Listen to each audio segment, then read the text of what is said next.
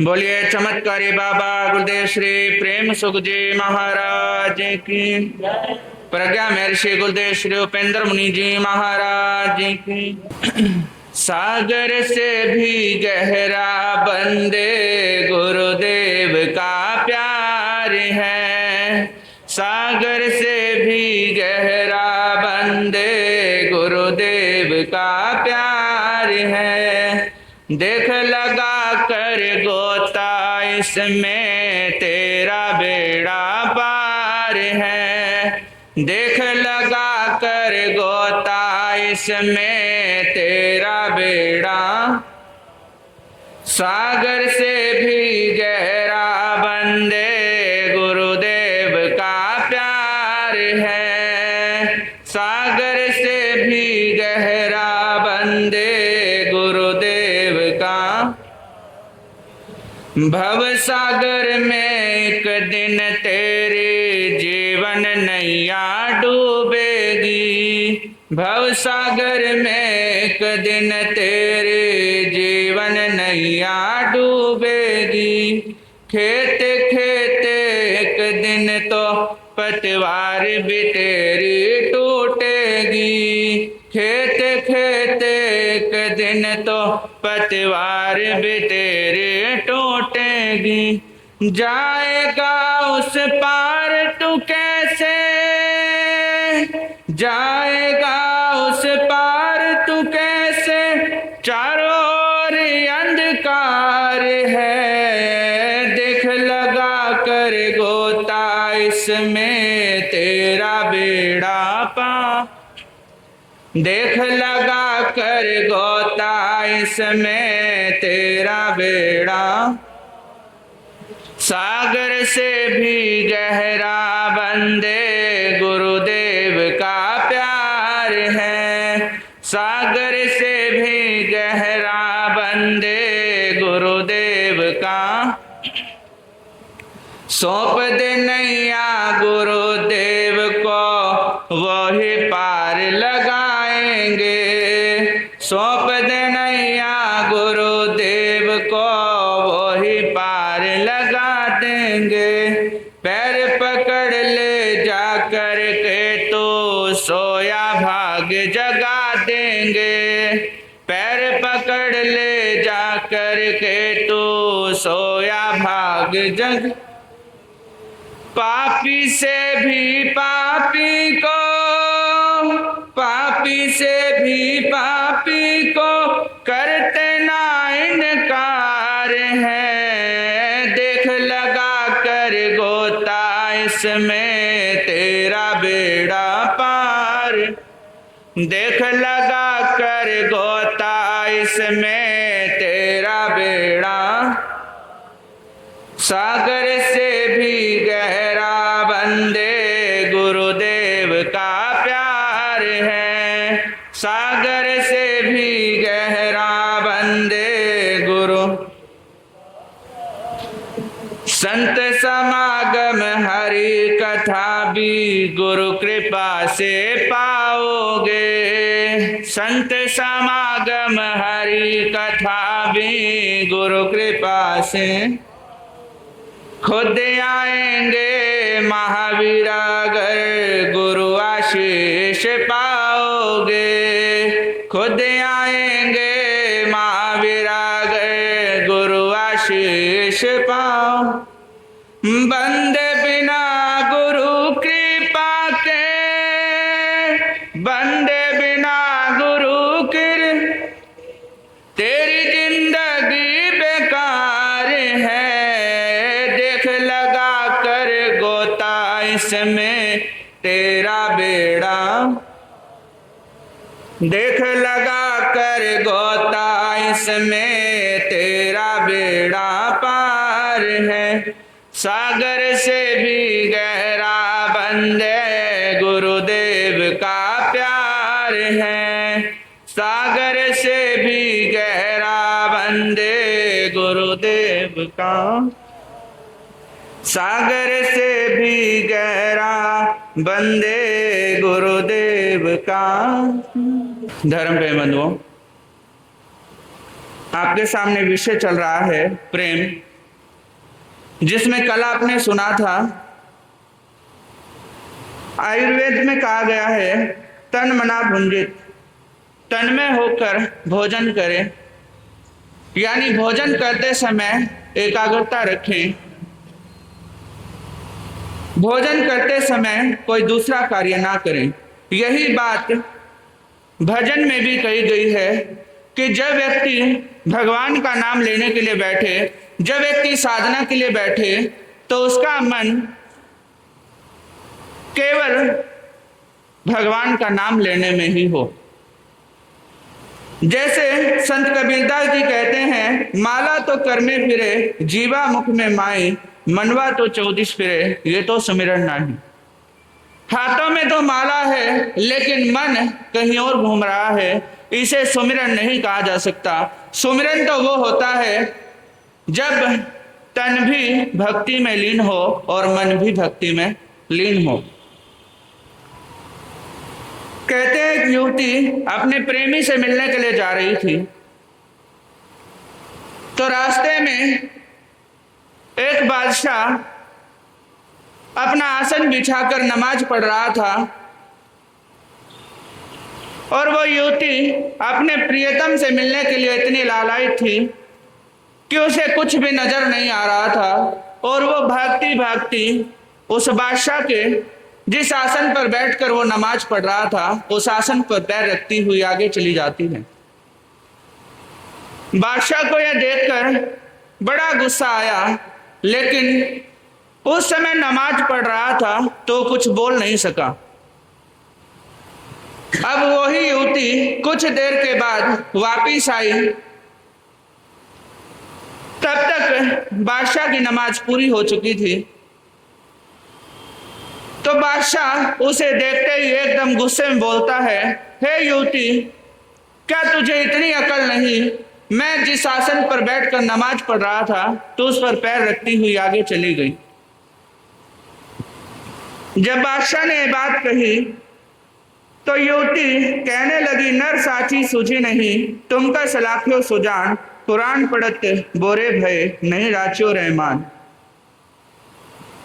कि अभी तक तुम्हें प्रेम का वास्तविक बोध नहीं हुआ है। एक और तो मैं हूं जो मैं अपने प्रेमी से मिलने के लिए जा रही थी और मैं उसमें इतनी लालायित थी, इतनी खो चुकी थी कि मुझे ना तो तुम दिखे और ना तुम्हारा बिछा हुआ आसन। और एक और तो तुम हो जो भगवान की भक्ति में लीन थे, लेकिन तुम्हें ये पूरा संसार नजर आ रहा था। जिस दिन तुम्हें भी ऐसा प्रेम भगवान से हो गया तो उस दिन तुम्हें भी इनमें से कोई भी चीज नहीं दिखाई देगी। तुम्हें दिखेगा तो केवल भगवान, केवल परमात्मा। कहते हैं जब व्यक्ति भगवान की भक्ति में बैठता है तो उसका ध्यान, उसका जो मन है वो केवल भगवान की ओर होना चाहिए, ना कि मेरे आसपास क्या चल रहा है उस ओर। प्रेम हृदय का अमृत है, प्रेम जीवन को रस में बनाता है। प्रेम पूर्ण हृदय वाला व्यक्ति सभी को अपना बना लेता है, लेकिन जो प्रेम से शून्य है वो कोमलता से रिक्त होता है, और कोमलता हृदय के लिए अनिवार्य है। कोमलता हृदय का गुण है। कोमल हृदय वाला व्यक्ति परस्पर और व्यवहारिक जीवन में सुखमय बनाता है, सुखमय संसार का निर्माण करता है। वेदों में मनुष्य के लिए कहा गया है, अन्योन्यमभि हरत वत्सम जाति नाम। एक दूसरे को इस प्रकार प्रेम करें जैसे गौ अपने बछड़े से प्रेम करती है। कहते हैं एक बार खलीफा हजरत उमर, जो कि शाम देश के गवर्नर थे, उन्होंने एक व्यक्ति को नियुक्ति पत्र दिया गवर्नर का। अब जो नवनियुक्त गवर्नर था उसके साथ में बैठे हुए थे, तभी पास की झोपड़ियों से एक छोटा सा बालक हजरत उमर के पास में आता है जैसे ही हजरत उमर के पास वो बालक आया, हजरत उमर उसे अपनी गोद में उठाते हैं और उसे प्यार करने लग जाते हैं। उसके धूल धूसरित कपड़ों की परवाह ना करते हुए उसे अपनी गोद में बिठाते हैं। जैसे ही नवनियुक्त गवर्नर ने ये देखा तो कहने लगा, हजरत उमर साहब, आप इस बालक को इतना प्रेम कर रहे हैं, मैंने तो आज तक अपने बच्चों को भी इतना प्रेम नहीं किया। जैसे ही हजरत उमर ने बात सुनी तो उस नवनियुक्त गवर्नर को कहने लगे, जो तुम्हारा नियुक्ति पत्र है वो मुझे दिखाओ। उस नवनियुक्त गवर्नर ने वो पत्र हजरत उमर को दिया। हजरत उमर ने वो पत्र हाथ में लेते ही फाड़ दिया और कहने लगे, जो अपने बच्चों से प्रेम नहीं कर सकता वो इस जनता से प्रेम क्या करेगा। यूं कहते हुए उस गवर्नर को कहने लगे कि तुम इस महत्वपूर्ण पद के अधिकारी नहीं हो, पहले अपने बच्चों से प्रेम करो, उसके बाद तुम देश की सेवा के लिए आगे आना। जब तुम अपने बच्चों से प्रेम नहीं कर सकते तो जनता से क्या प्रेम करोगे। कहते हैं, जहां प्रेम है वहां सब कुछ है, जहां प्रेम नहीं वहां कुछ भी नहीं। कि प्रेम को मजाक बनाकर रख दिया है। हुस्न और दौलत को चाहने वालों ने प्रेम में तो महलों को छोड़कर जंगल को स्वीकार कर लिया था। माता पार्वती ने भगवान शिव को जिस समय चुना तो महलों को छोड़कर वो जंगलों को चल दी थी। ईसा मसीह ने भी प्रेम के बारे में कहा है, God is love, whoever lives in love lives in God and God in them. ईश्वर ही प्रेम है, जो प्रेम में रहता है वो ईश्वर में रहता है और ईश्वर भी उसी में रहता है। कि जिस व्यक्ति में प्रेम होता है ईश्वर वहीं पर निवास करता है। इसलिए मैं आप सभी से कहना चाहूँगा, आप भी अपने जीवन में प्रेम को लाने का भाव रखें। जब आपके जीवन में भक्ति के साथ साथ प्रेम भी आ जाएगा तब आपकी वो भक्ति सफल होनी शुरू हो जाएगी। इन्हीं भावनाओं के साथ ओम शांति। हरनिहारे हो तुमको मेरा नमस्कार। जग के उज्ज्वल अनंतकार परिणाम तुम्हेरा हरे बार। तीन जगत के नाथ आपके चरणों में जाऊं बलिहार। भवसागर के शोषण करता तुमको वंदन बारंबार। राष्ट्र संत प्रज्ञ ऋषि परम पूज्य गुरुदेव श्री उपेंद्र मुनि जी महाराज साहब के पावन चरण कमलों में हृदय की असीम आशों के साथ वंदन अभिवंदन। उपस्थित धर्म प्रेमी बंधु, आपके समक्ष अपने विचार रखो उससे पूर्व कुछ पंक्तियां आशा है आप सभी मिलकर बोलने का भाव रखेंगे। बोलिए चमत्कारी दादा गुरुदेव श्री प्रेम सुख जी महाराज के, परम पूज्य गुरुदेव श्री उपेंद्र मुनि जी महाराज के।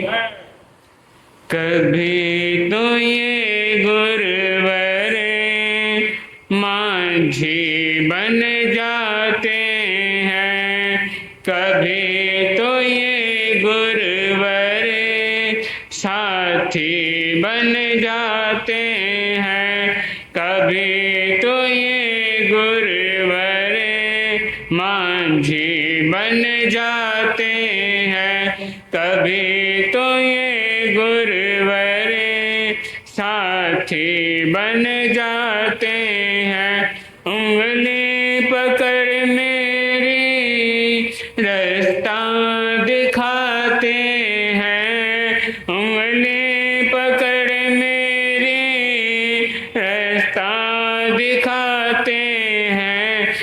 रास्ता दिखाते हैं, चलना सिखाते हैं, रास्ता दिखाते हैं, चलना सिखाते हैं। कभी तो ये गुरुवर मांझी बन जाते हैं, कभी तो ये गुरुवर साथी बन। ठुकरा दिया हमको, हम किस से बोलेंगे, जो ठुकरा दिया हमको, हम किस से बोलेंगे। दर तेरे खड़े हो करे, छुप छुप के रो लेंगे। दर तेरे खड़े हो करे, छुप छुप के रो लेंगे। कभी तो ये गुरुवर मांझी बन जाते हैं, कभी तो ये गुरुवर साथी बन जाते हैं। उंगली पकड़ मेरी रास्ता दिखाते हैं, उंगली पकड़ मेरी रास्ता दिखाते हैं, रास्ता दिखाते हैं, चलना सिखाते हैं, रास्ता दिखाते हैं, चलना सिखाते हैं। कभी तो ये गुरुवर मांझी बन जाते हैं, कभी तो ये गुरुवर साथी बन जा। आँखों में बसाया है, तुमको दिल से गाया है, आँखों में बसाया है, तुमको दिल से गाया है। मेरी हर धड़कन में बस तू ही समाया है, मेरी हर धड़कन में बस तू ही समाया है। कभी तो ये गुरुवर साथी बन जाते हैं, कभी तो ये गुरुवर मांझी बन। उंगली पकड़ मेरी रास्ता दिखाते हैं, उंगली पकड़ मेरी रास्ता दिखाते हैं, रास्ता दिखाते हैं, चलना सिखाते हैं। कभी तो ये गुरुवर मांझी बन जाते हैं, कभी तो ये गुरुवर साथी बन। ठोकर लगे मुझको, पत्थर नुकीला था, ठोकर लगे मुझको, पत्थर नुकीला था, पर चोट ना आई, गुरुवर ने संभाला था, पर चोट ना आई, गुरुवर ने संभाला था। कभी तो ये गुरुवर मांझी बन जाते हैं, कभी तो ये गुरुवर साथी बन। उंगली पकड़ मेरी रास्ता दिखाते हैं, उंगली पकड़ मेरी रास्ता दिखाते हैं, रास्ता दिखाते हैं, चलना सिखाते हैं। कभी तो ये गुरुवर मांझी बन जाते हैं, कभी तो ये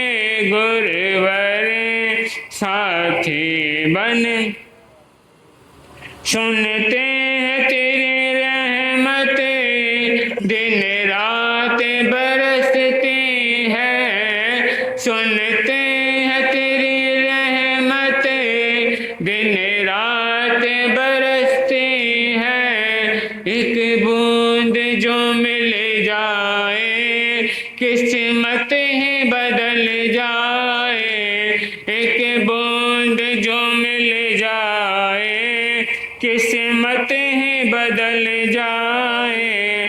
कभी तो ये गुरुवर माझी बन जाते हैं, कभी तो ये गुरुवर साथी बन जाते हैं। उंगली पकड़ मेरी रास्ता दिखाते हैं, उंगली पकड़ मेरी रास्ता दिखाते हैं, रास्ता दिखाते हैं, चलना सिखाते हैं।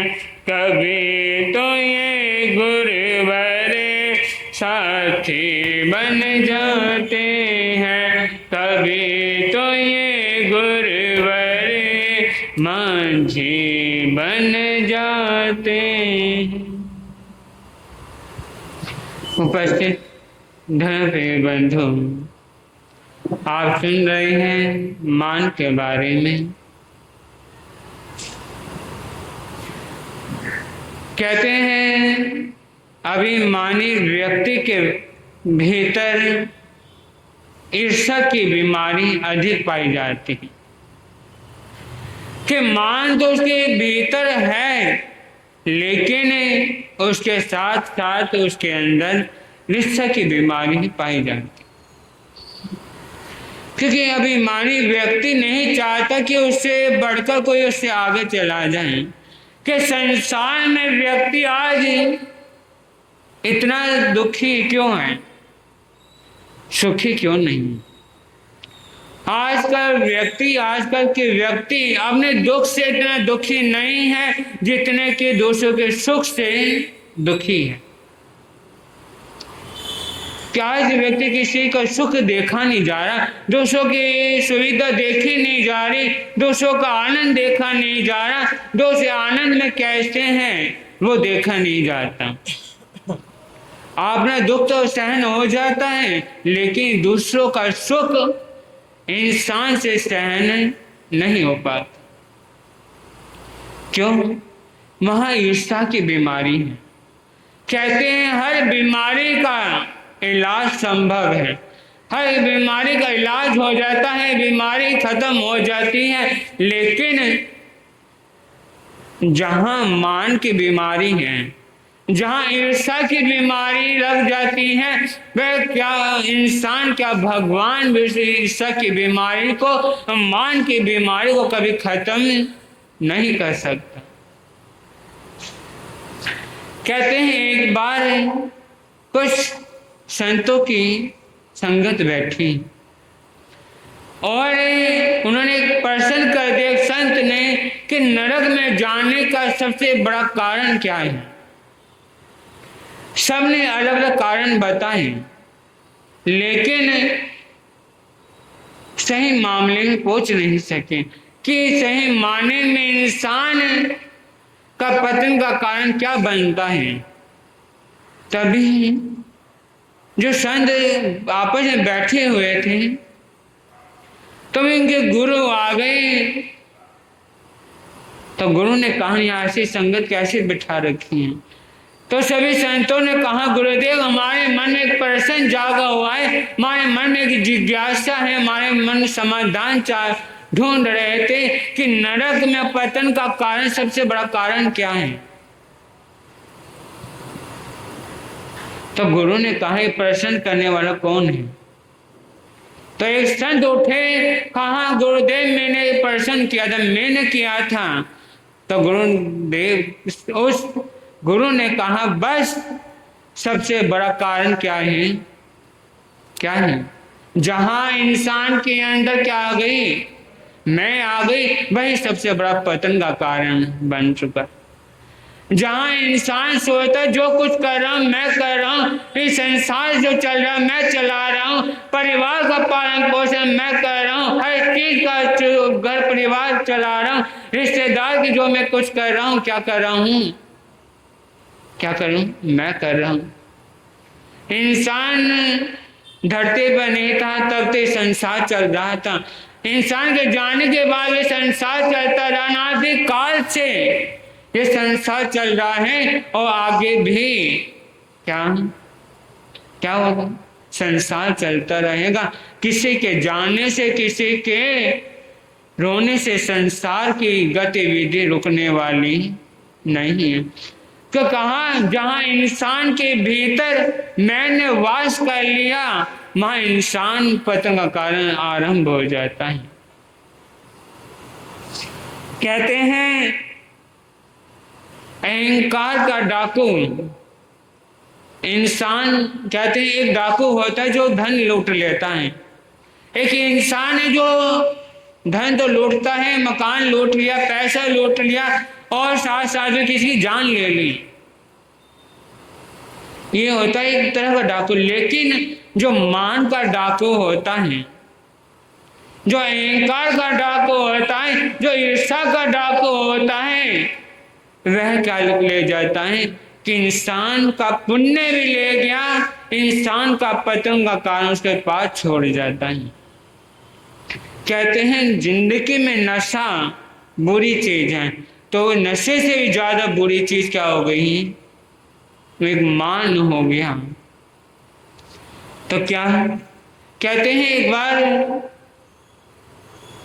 राजा शिवाजी एक दुर्ग का निर्माण कर रहे थे, किला बना रहे थे, तो उन्होंने अपने गुरु समर्थ दास जी को बुला रखा था। उनके समझ एक अहंकार पैदा हो गया था, शिवाजी के मन में अहंकार पैदा हो गया कि जितने भी यहाँ पर काम करने वाले हैं, जितने भी लोग हैं, उनका जीवन दाता कौन है, मैं हूँ। उनका परिवार का पालन पोषण कौन कर रहा है, मैं कर रहा हूँ। उनका जीवन का यापन कौन कर रहा है, मैं कर रहा हूँ। उनका जीवन देने वाला भी मैं हूँ, सब कुछ करने वाला भी क्या हूँ, कौन है, मैं। मन में क्या वास कर गया, मैं वास कर गया। तो उसके बाद को गुरु ने तार, उसके मन के बाद को गुरु ने तार चुके थे कि इसके मन में क्या आ चुका है, मैं आ चुकी है। तो गुरु ने कहा कि इन सब का पालन पोषण तुम कर रहे हो, कहा हाँ गुरुदेव, इनका पालन पोषण मैं करो, कौन कर सकता है। तो देखा तो गुरु ने कहा शिला जो है बीच में क्यों पली हुई है, इसको हटा क्यों नहीं देते। तो गुरु समझ तो शिवाजी ने कहा कि गुरुदेव आप पढ़िए, कुछ समय बाद हटा देंगे, कि जो काम करना आज ही करो, तो मैं कल शिला को तोड़वाऊं। जब शिला तोड़वाई गई तो उसमें देखा एक पानी का कुंड है और पानी के कुंड में मेंढक बैठा हुआ है। तो गुरु समर्थ दास जी ने कहा कि शिवाजी इसका पालन पोषण कौन कर रहा है, क्या तुमने इसके पानी का कुंड तुमने रखा था, क्या कि जीवन दाता तुम हो, कि बड़ी सी शिला की अंदर पानी का कुंड है और पानी के कुंड की व्यवस्था तुमने करी थी या किसी और ने करी थी।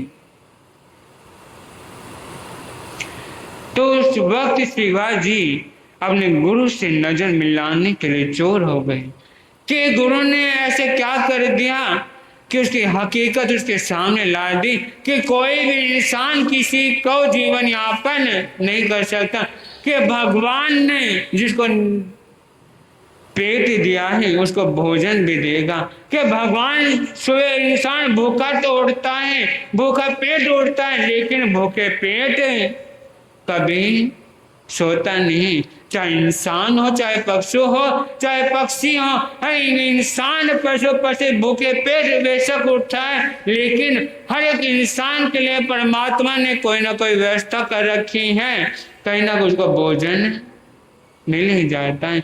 तो तो किसी बात का अहंकार कि मन से जिस दिन मैं की बू हट गई, मन से जिस दिन मैं हट गया, उस दिन समझ लेना तुमने अपने कल्याण का मार्ग प्रशस्त कर चुके हैं। तो किसी कवि ने क्या कहा कि चाले चाड़े अकड़ के तन ले जाए दूत पकड़ के चाले चाड़े अकड़ के तन ले जाए दूत पकड़ के, आज नहीं तो काल छूट जाए घर तेरा, उठ के भजन करूँगा हर तेरा, ऊपर ने ते पैर तले न सर तेरा, उठ के भजन करूँगा हर तेरा। कि इंसान धरती पर किस बात की अकड़ को लेकर चढ़ता है कि एक ना दिन ये संसार क्या होना है, छूटना है। इस घर परिवार जिसके लिए आप तरस रहे हैं, जिसके लिए आप मैं की बो लेकर बैठे हैं, वो एक न एक दिन छूटना है। इसलिए मन से मैं की बो हटा लेंगे तभी जीवन का कल्याण उत्थान हो सकता है। तो बोले महापंजाब प्रवर्तक बाल ब्रह्मचारी दादा गुरुदेव श्री भागवत जी महाराज की जय हो साधु जीवन की, साधु जीवन की, त्यागी जीवन की, सुर समूह को जो अति प्रिय है, कल्प वृक्ष सम सुख के धाम, इंद्र पूज्य उन महावीर को करता हूँ शत बार प्रणाम। गुरुओं के गुरु भागमल का धरता हूँ मैं मन में ध्यान, जिनकी पावन कृपा से मिलता गौतम नाशक या, निर्मल कीर्ति पावन चरित्र उत्तम जिनका सद्वाचार, महिमाशाली पर उपकारी उत्तम संयम श्रेष्ठ विचार, परम सेवा भावी गुरुवर मेरे थे फकड़ सन्यासी रहे, अभय गगन गुंजा दो जय, गुरु प्रेम सुख की बोलो जय। गरीबों के मसीहा सामने जन शासन परम सेवा भावी चमत्कारी बाबा मेरी आस्था के अनंतनाथ आराध्य सदगुरुदेव श्री प्रेम सिंह जी महाराज साहब के पावन पवित्र चरण कमलों में कोटि से वंदना अभिवंदना। मोक्षम विलासी पुण्यवान आत्मा आपके समक्ष विचार अभिव्यक्ति से पूरे कुछ पंक्तियां हैं, सुने मिलकर बोलने का भाव रखें। परम सेवा भावी परम पूज्य गुरुदेव चमत्कारी बाबा श्री प्रेम सुख जी बोल चिंतामणि पार्श्वनाथ भगवान भो तपस्वी पो श्री रोशनलाल जी, तुमसे लागी लगन ले लो अपनी शरण, पारस प्यारा मेटो मेटो जी संकट, निश दिन तुमको जपूं पर से नेहाल, जीवन सारा तेरे चरणों में बीते, अश्वसेन के राजे दुलारे, वमा देवी के सुत प्राण प्यार, सबसे नेहा तोड़ा, जग से मुखड़ा मोड़ा, संयम धारा। मेटो मेटो जी संकट, इंद्र और धरणेन्द्र भी आए। देवी पद्मावती मंगल गौ, आशा पूरो सदा दुख नहीं पावे।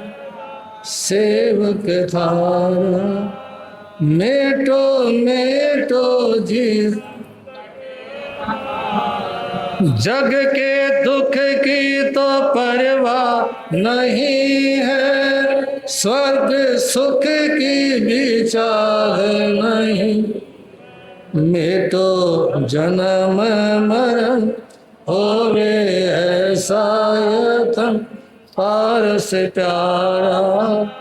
मेटो मेटो जी संकट, लाखों बार तुम्हें शीश नमाऊं। जग के नाथ तुम्हें कैसे, पंकज व्याकुल भया, दर्शन बिन ये जिया लागे खार। मेटो मेटो जी तुमसे लागे लगन, ले लो अपनी शरण, पारस प्यारा। मेटो मेटो जी संकट हमा, निश दिन तुमको जपूं, पर से नेहात जूं जीवन सारा। तेरे चरणों में बीते हम, तुमसे लागे लगन, ले लो अपने शरण, पारस प्यारा। मेटो मेटो जी संकट हूँ, निश दिन तुमको जपूं, पर से नेहा जीवन सारा। तेरे चरणों में। मोक्षम विलासी पुण्यवान आत्मा, किसी भी व्यक्ति का जीवन उसमें सार्थक और सफल हो जाता है जब व्यक्ति अपने जीवन का भगवान के प्रति, साधना के प्रति समर्पण कर देता। समर्पण ही एक ऐसी चीज है जो इंसान को सफलता दिलवाता है। इसी के साथ दो बातें आज की सभा में आपके सामने निवेदन करना चाहूंगा।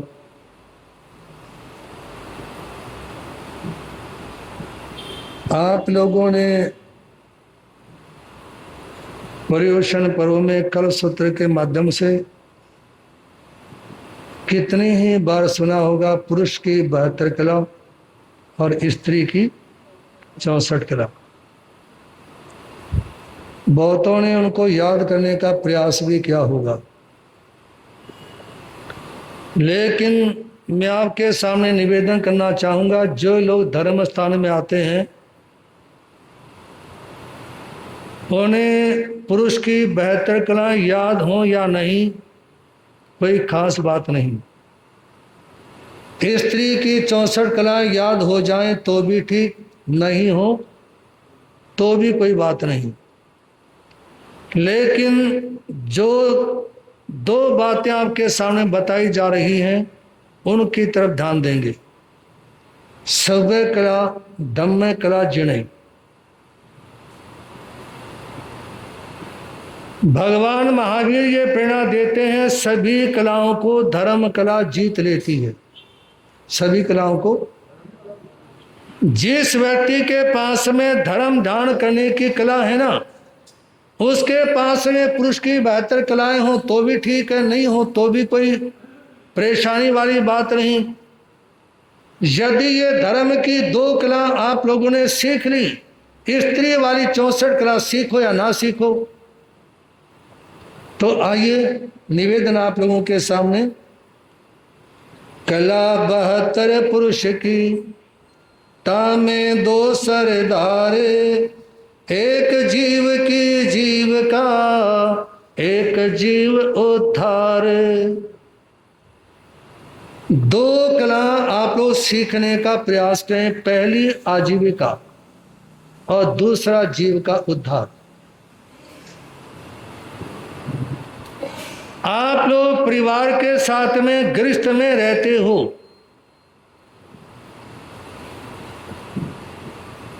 तीर्थंकर भगवंतों की यह देशना है, यदि गृहस्थ में रहने वाले के पास में पैसा नहीं तो वो एक पैसे का नहीं,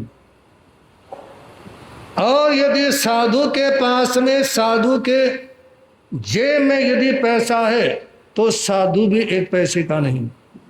गृहस्थ के पास पैसा होना जरूरी है, और साधु ने पैसे से कोई लेना देना इत्यादि नहीं रखना।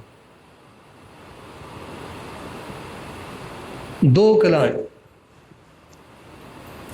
आप सुने ध्यान से। आजीविका, आप अपने परिवार का नियोजन करने के लिए जो काम करते हो, अपने बच्चों को शिक्षित दीक्षित करवाने के लिए जो काम करते हो, वो सब कार्य बहुत आरंभ समारंभ इत्यादि के माध्यम से ना हो, क्योंकि एक दिन जान भी देनी है, एक दिन मरना भी है, और जिस दिन प्राण निकलेंगे उस दिन सब कुछ इस धरा पे धरा रह जाएगा। तो इसलिए आप लोग आजीविका की तरफ ध्यान दें। मान लो आप व्यापार करते हैं, आपकी दुकान पे कोई ग्राहक आया, उसको उस चीज की असली कीमत का पता है या नहीं, आप अपना 10-12% प्रॉफिट लेकर के उसको सही माल दे दें।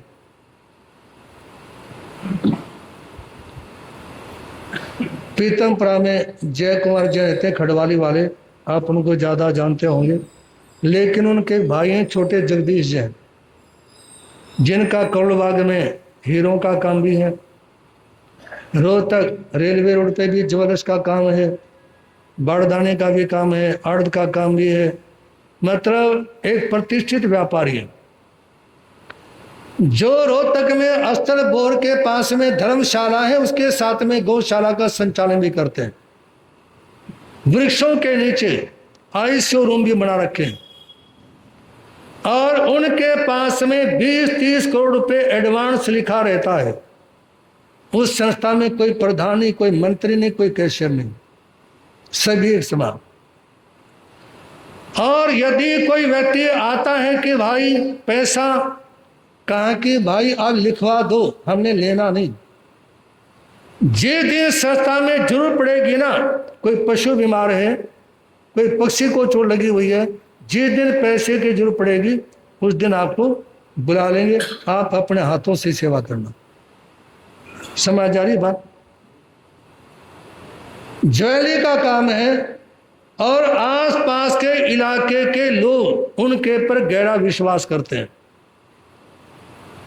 और वो अपना माल बेचते हैं आज के दिन के हिसाब से। आज क्या रेट है उसके हिसाब से माल देते हैं,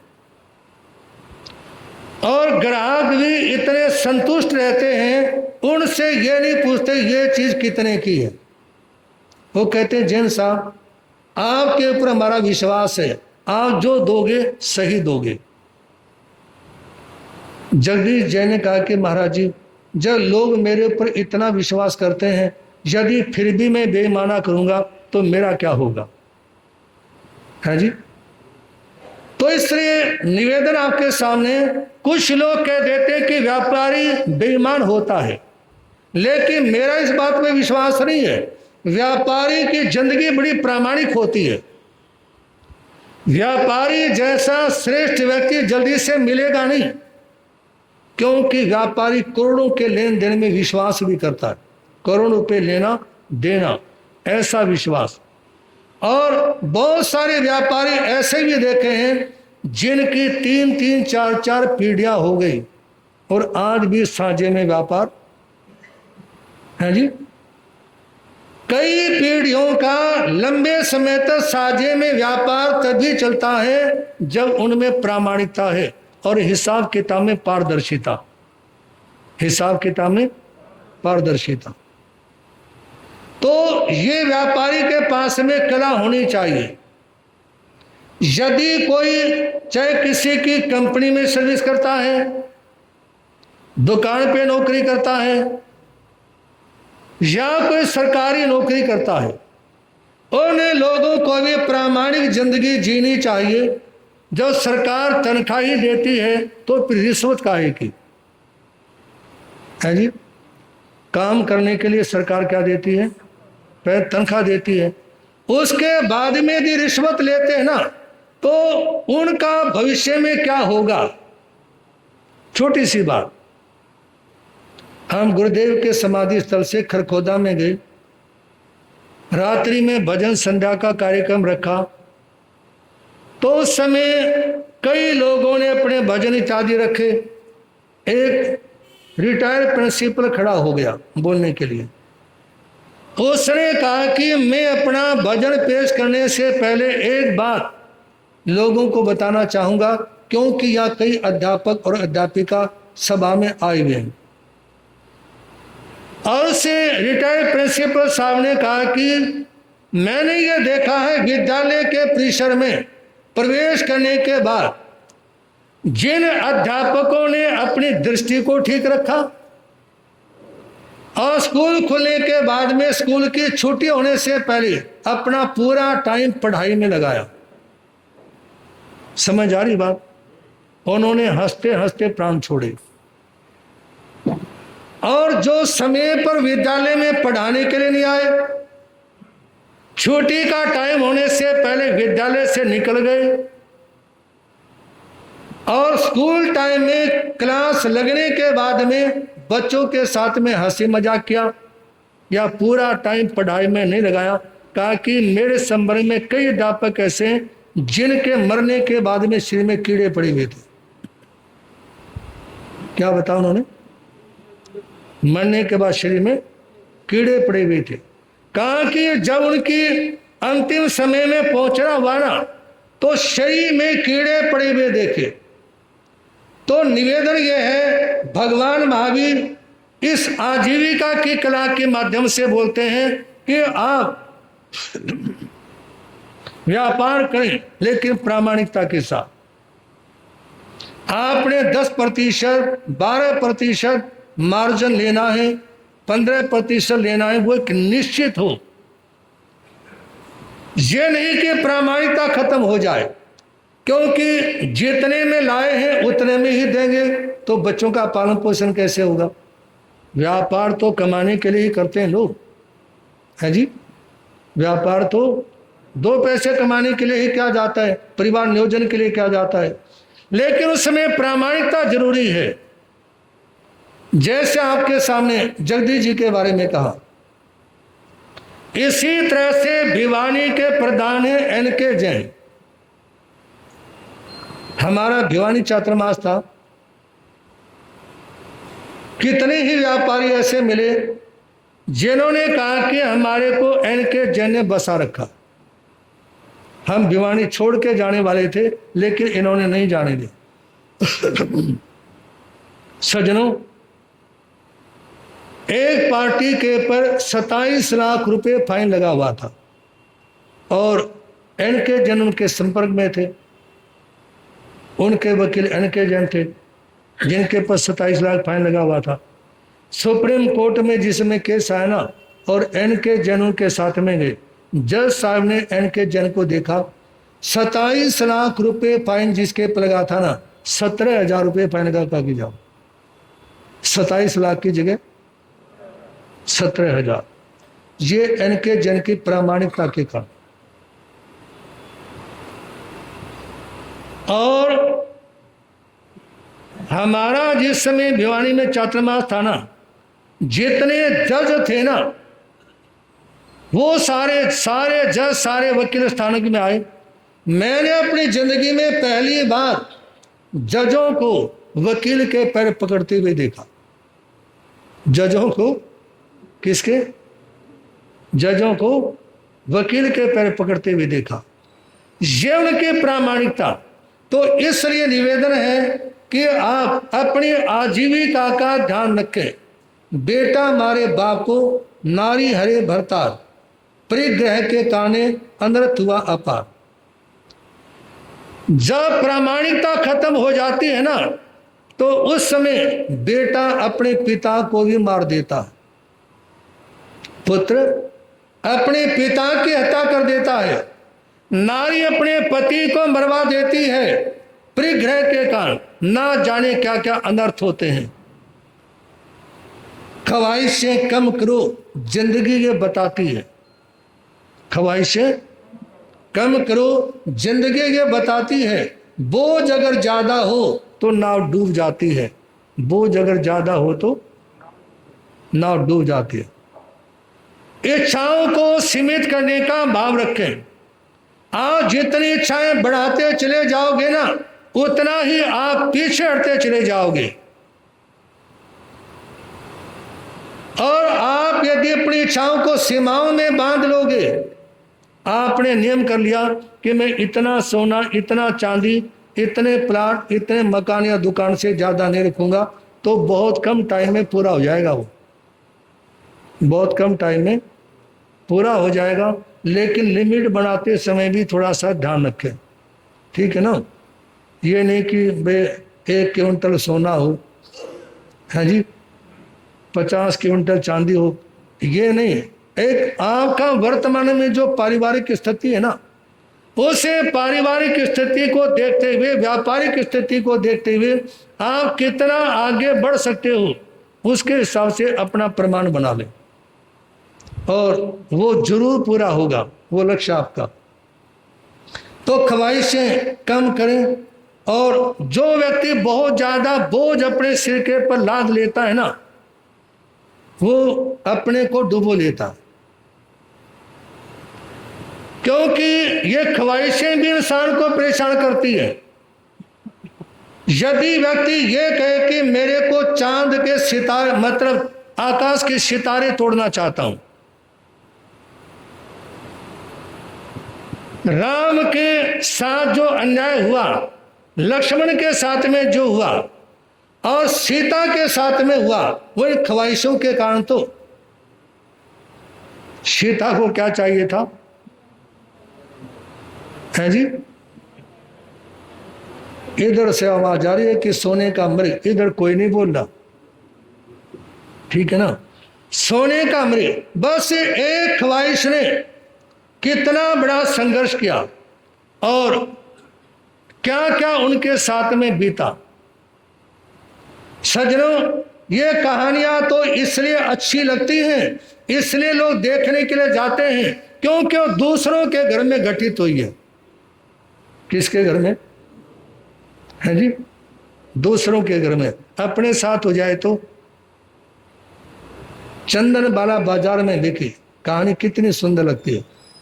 सोचें जरा, यदि आज किसी परिवार की बेटी को चौराहे पर खड़ा करके बोली लगाई जाए तो क्या होगा। इसलिए निवेदन है, आप ख्वाहिशों को कम करने का प्रयास करें। अजूबे ही अजूबे हैं हमारे शहर में। देखो, किसी की आंख अंधी है, किसी के कान बहरे हैं। किसी की आंख अंधी है, किसी के कान। ये दुनिया है ना, इसमें चाहे जितने अजूबे देख ले, अजूबे से मतलब आश्चर्यजनक घटनाएं। जैसे युधिष्ठिर ने कहा था ना कि मैं, जब उसके सामने देव ने प्रश्न किया कि आश्चर्य क्या है, तो उस समय युधिष्ठिर ने कहा कि आश्चर्य यह है कि एक व्यक्ति ने अपने दादा के कंधों, अपने दादा को अपना कंधा दिया शमशान में ले जाने के लिए, अपने पिताजी को कंधा दिया, अपने भाई को कंधा दिया, और यहां तक कि अपने पुत्र को भी कंधा देकर शमशान में अंत्येष्टि करने के लिए लेकर के गया। लेकिन आश्चर्य इस बात का है, इसके बावजूद उसके मन में यह बात नहीं आई कि एक दिन मेरी भी निर्दोष अभी भी बाकी है, निर्दोष अभी, जो वक्त बचा सो काफी है, जो वक्त, पी ले एक घूंट अभी, पी ले एक घूंट अभी पी, फिर रुकने को है जलधारा, फिर रुकने। एक दिन तुम्हारी स्थिति भी वही होगी, ये अस्थियां गंगा या यमुना की धाराओं में प्रवाहित कर दी जाएंगी। और यह भी संभव है कि घर वालों ने सोचा हो कि हमने तो जमुना के पानी में आपकी अस्थियां डाल दी और पड़ी हूं बालू रेत में, है जी, पड़ी हूं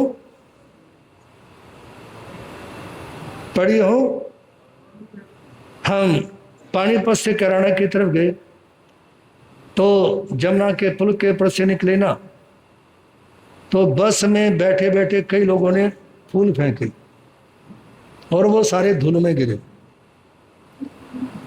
आप कहेंगे क्या जमुना सूख गई? है जी, ये भी सत्य है कि गंगा यमुना सिंधु तीनों नदियां शाश्वत हैं। और यह भी सत्य मैं जो बता रहा हूं कि जमुना बिल्कुल सूखी थी, लेकिन वो जमुना का जो पानी है ना, यमुना नगर से और आगे इधर हरियाणा में जितना भी ये पानी दिल्ली आता है ना, बाना निस्टेरिया के पास में जो 2 नहर है, ये असली जमुना ये है।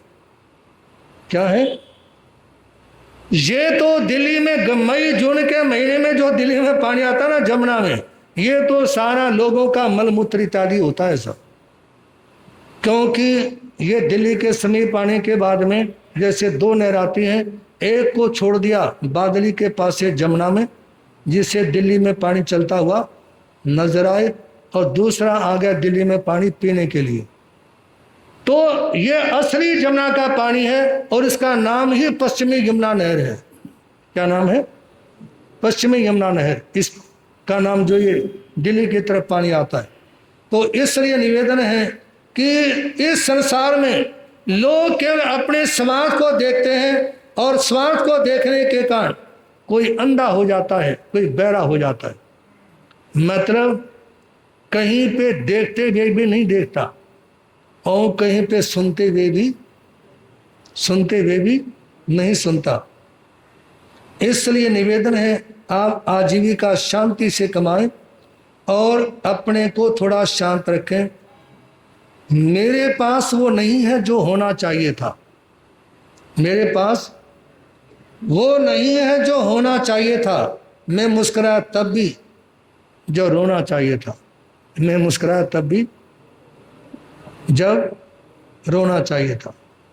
मतलब संसार में आप जीवन को जिएंगे ना, उतार चढ़ाव आएंगे।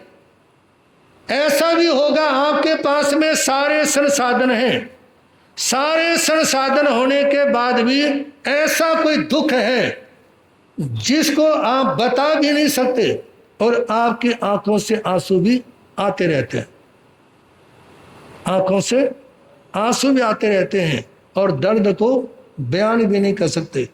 तो इसलिए पहली बात, अपनी आजीविका ईमानदारी से कमाएं। सारी उम्र पानी छलनी में भरते रहे। मतलब यदि संसार के काम धंधों में लगे रहोगे ना, एक प्रामाणिक आजीविका ना कमाने के बाद, प्रामाणिक व्यापार नहीं किया, सारी जिंदगी धोखाधड़ी में यदि कोई व्यक्ति लगा रहा ना, उसके साथ में क्या होगा? सारी उम्र पानी छलनी में भरते रहे, अपनी समझ में बहुत बड़ा काम करते रहे, अपनी समझ में सारी उम्र छलनी पानी में छलनी में पानी भरते रहे। मतलब उस समय पानी रुक ही नहीं सकता है जी।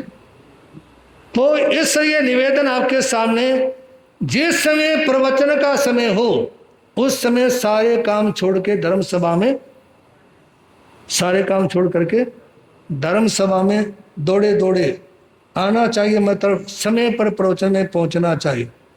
पहली कला आजीविका, दूसरी जीव उद्धार। आजीविका से भी बड़ी चीज है आत्मा के उद्धार के बारे में सोचना। हम हिमाचल में पौंटा साहिब गुरुद्वारे में ठहरे हुए थे। वहां ग्रंथी साहिब ने बड़ी सुंदर प्रेरणा दी कि जब भोजन करने का समय हो तो 100 काम छोड़ दो, क्योंकि किस लिए नौकरी, किस लिए व्यापार। भोजन करने का समय हो तो 100 काम छोड़ दो, लेकिन जिस समय भजन करने का समय हो भजन करने का समय हो तो उस समय 1000 काम छोड़ दो।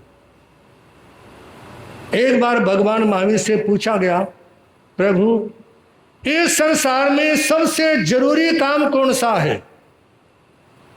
समझ मारी बातें, सबसे जरूरी काम कौन सा है? भगवान महावीर कहते प्रमथि कजम धमथि कजम। जो परमार्थ का कार्य है ना, आत्म कल्याण का कार्य है, वो सबसे जरूरी है। इसलिए जिस समय प्रवचन का समय हो तो उस समय सारे काम छोड़ो, धर्म सभा में पहुंचने का भाव रखें। और निवेदन करना चाहूंगा, भक्ति ही नर सोई ऐसे, बिनु जल वारिद देखे जैसे।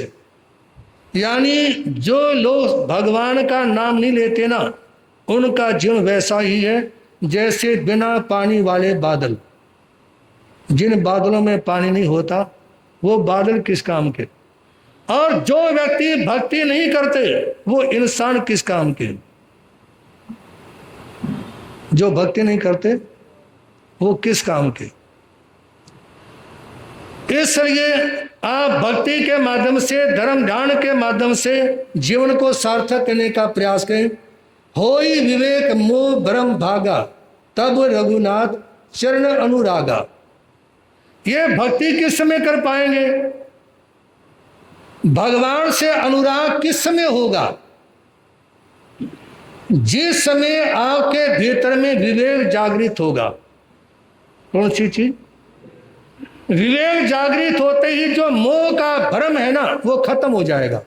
मोह का भ्रम, ये मेरा बेटा, ये मेरी धर्म पत्नी। कल एक सज्जन आए, कहते महाराज जी जब से मेरे को हार्ट की तकलीफ हुई है ना, हार्ट का ऑपरेशन हुआ है, तब से मेरी धर्म पत्नी मेरे से बात नहीं करती।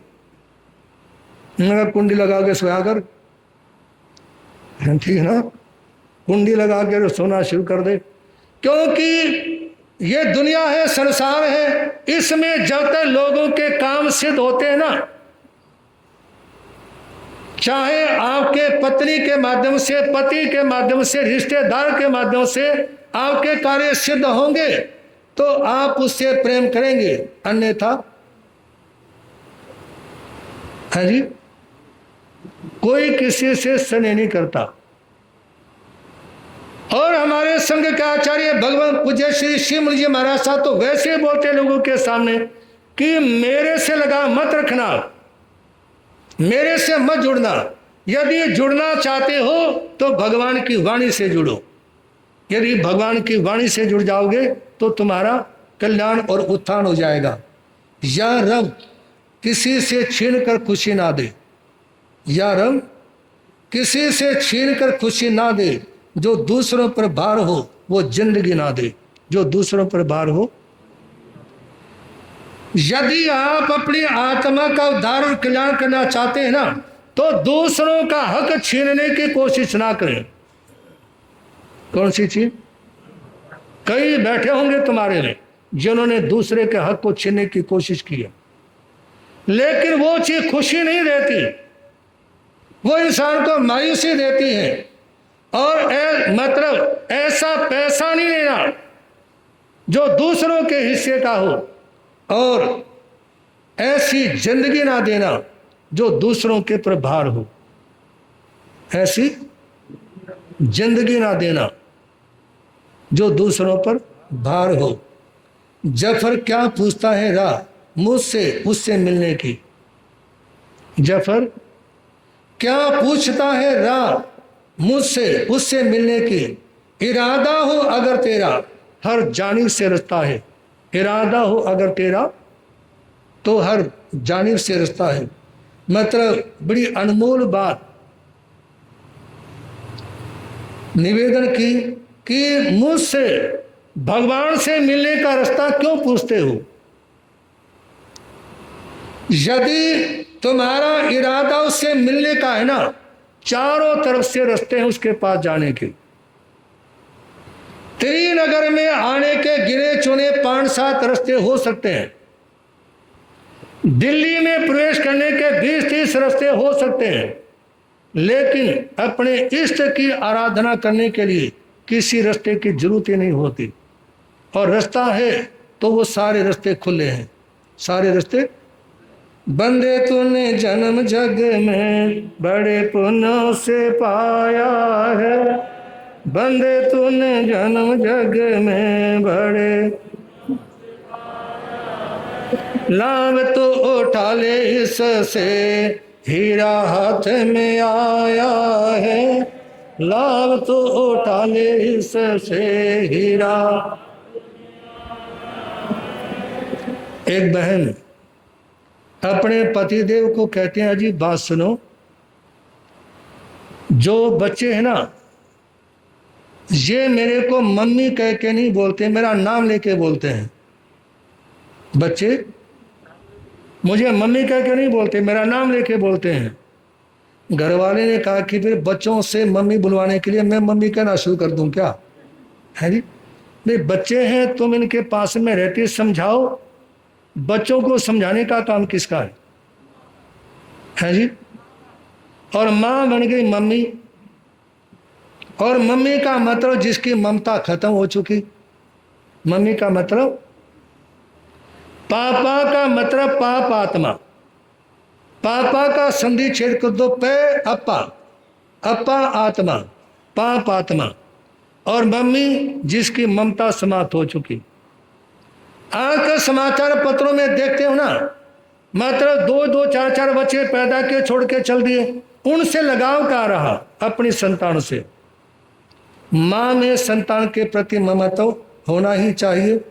और आप लोग सुन रहे थे कल विश्वभूति जिन्होंने संथारे के साथ प्राणों को छोड़ा, और उनकी धर्मपत्नी अनुधरा जो पहले अपने पति में मोहित थी, लेकिन धीरे धीरे नवकार मंत्र का सिमरण हुआ। हर समय जबान के पर नवकार मंत्र रहने लगा, और जबान के पर नवकार मंत्र रहने के कारण कभी आइमिल कभी उपवास साधना शुरू की। और उन्होंने शरीर कमजोर होने के बाद समय आने पर अपने शरीर का परित्याग किया। देवलोक में उनकी आत्मा जाती है। आगे क्या होता है ध्यान देकर श्रवण करेंगे। बोल चिंतामणि परसनाथ, राजा ने विश्वभूति की जगह कमर को स्थान दिया। राज पुरोहित का होता है जो भी वो सम्मान दिया। लघु भाई का मन अब तक भी उदासीन सा रहता है, कुछ भी नहीं रखा दुनिया में, रह रह कर यूं कहता है। पिता का देहांत हुआ, कुछ ही दिनों में मां अनुधरा का भी देहांत हो गया। और पिता, इसके बाद में महाराजा अरविंद ने अपना पुरोहित बनाया विश्वभूति के ज्येष्ठ पुत्र कमठ को। विश्वभूति के, कल आपने सुना था ना, 2 बेटे थे, बड़ा कमठ और छोटा मुरुभूति। और याद रखेंगे चिंतामणि भगवान पारसनाथ के ऊपर जो नाग नागिन का जोड़ा जो जलता बचाया था ना, वही कमठ 10 साल पहले भी उसका नाम कमठ था, और 10 वर्ष के बाद भी उसका नाम कमठ था। और जो मरुभूति है इनका नाम 10वें जन्म में होगा चिंतामणि भगवान पारसनाथ। राजा ने विश्वभूति की जय कमठ को स्थान दिया। राज पुरोहित का जो होता वो भी उन सम्मान दिया। उस समय उनको विश्वभूति की जगह पुरोहित बना गया। और जो छोटा भाई था मरुभूति, वो उदास रहने लगा। हर समय उनको अपने पिताजी की यादें, अपनी माँ की यादें सताती रहती थी। और वो लोग सौभाग्यशाली हैं, पिता की मृत्यु होने के बाद में चाहे 10 वर्ष हो गए हों, चाहे 40 वर्ष हो गए हों, इसके बावजूद जिनको अपने माता पिता बुजुर्गों की स्मृति बनी रहती है ना, वो सौभाग्यशाली लोग होते हैं। और जो माता पिता के गुजरते ही भूल गए तो वो ज्यादा आगे बढ़ भी नहीं पाते। इसलिए गुरुओं को, अपने बुजुर्गों को स्मृति में बनाए रखें। आय मुनि हरचंद वहां पर गए बंधु द्वय बंधन को, सत्संगति से तोड़ा जाता ममता के दृढ़ बंधन को। मुनि ने कहा सुनो ध्यान से, सो क्या करते हो क्यों, इन दोनों नेत्रों से अगले आंसू पे जरते हैं क्यों। मरा नहीं मरता नहीं मरेगा ऐसे बोलो कौन यहाँ, नहीं जवाब मिला है कोई रहते सारे मौन यहाँ। जन्म मृत्यु का चक्रा दिन एक श्री का चलता है, इनके सम्मुख आने वाला बसकर नहीं निकलता है। कुछ दिनों के बाद हरिचंद नाम के मुनि निकल विचरते विचरते पोतनपुर नगर में पधारते। कमठे और मरुभूति उन दोनों भाइयों का भी प्रवचन में जाना हुआ। और मुनि हरिचंद देख रहे हैं मरुभूति की आंखों से बहते हुए आंसुओं को। और उस समय मुनि हरिचंद कहते हैं सुनो, अपने माता पिता को याद करके इस तरह रो मत, उनके पद चिन्हों पर चलने की भावना रखो। जैसे वो अनुवरधारी श्रावक थे, अनुवरधारी श्राविका थी ना, ऐसे ही तुम भी उनके पद चिन्हों पर चलने का प्रयास करो। और सुनो, इस संसार में ऐसा कौन हुआ है जो मरा नहीं। जन्म लेने वाले हर शख्स की मौत होती है और जन्म मृत्यु का चक्कर तो रात दिन चलता रहता है। और इसके सामने आने वाला आज तक कोई बच नहीं पाया। और जिसका सही उपाय आज तक किसी को मिला ही नहीं मौत का। इसलिए मोह को छोड़ो, शोक को छोड़ो, धैर्य धारण करो और धर्म के मार्ग पर चलने का प्रयास करो। अपने का भी पता नहीं फिर शोक व्यर्थ है औरों का, माल तुम्हारा लिए जा रहे पता नहीं उन चोरों का।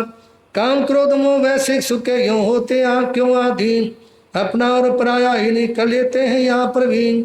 भोग भोगते काल बीता इसमें का आश्रय मान, सेवा त्याग तपस्या व्रत में हृदय थे आए विद्वान।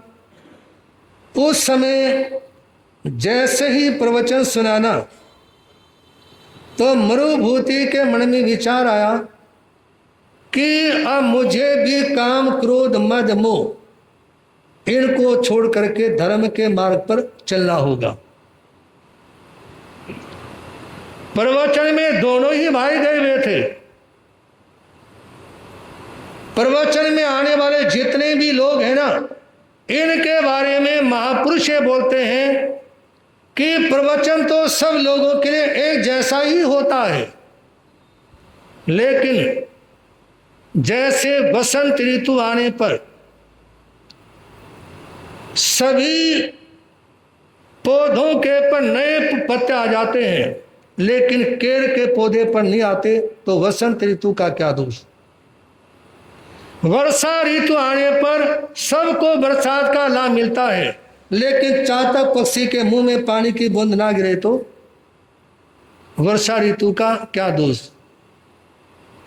और इसी के साथ में प्रेरणा दी कि सूर्य निकलते ही सभी आंखों वाले प्राणी अपनी आंखें खोल लेते हैं, लेकिन उल्लू अपनी आंखें बंद कर ले तो सूर्य का क्या दोष। इसी तरह प्रवचन में सभी लोगों के लिए एक जैसी प्रेरणा दी जाती है, लेकिन कोई अनुकूल ना ले तो उसमें सुनाने वाले का क्या दोष। दोनों भाइयों में एक का मुंह पूर्व की तरफ, एक पश्चिम की तरफ। मरुभूति ने अपना ध्यान अध्यात्म की ओर ढाल लिया।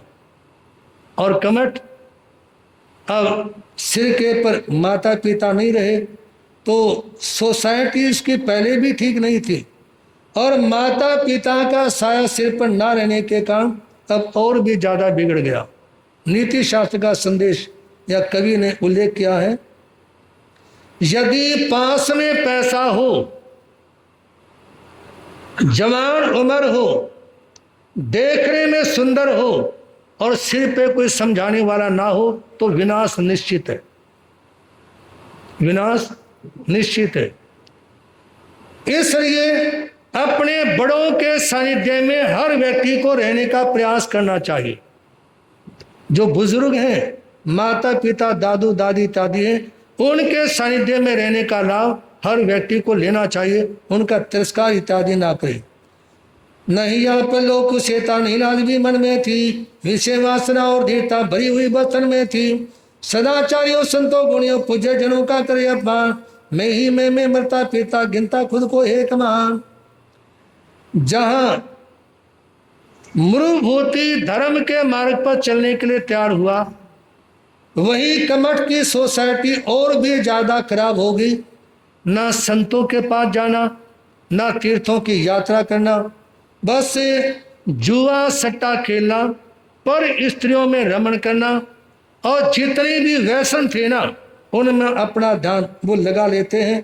तो इसलिए निवेदन आप लोग ध्यान देंगे, इस चैप्टर को प्रारंभ से अंत तक सुने और अपने जीवन का कायाकल्प करने का प्रयास करेंगे। संसार के सभी महापुरुषों की महापंजाब पर्वत बाला ब्रह्मचारी दादा गुरुदेव स्वामी श्री भागमल जी को दादा गुरुदेव स्वामी श्री फूलचंद जी महाराज, हर दस्ता दानी पूज्य गुरुदेव श्री त्रिलोकचंद जी महाराज की, गौ तपस्वी पुष्य श्री होशलाल जी महाराज, परम सेवा भावी परम पूज्य गुरुदेव चमत्कारी बाबा श्री प्रेम सुख जी महाराज, वर्तमानाचार्य सम्राट पुष्य श्री शिवमुनि जी महाराज।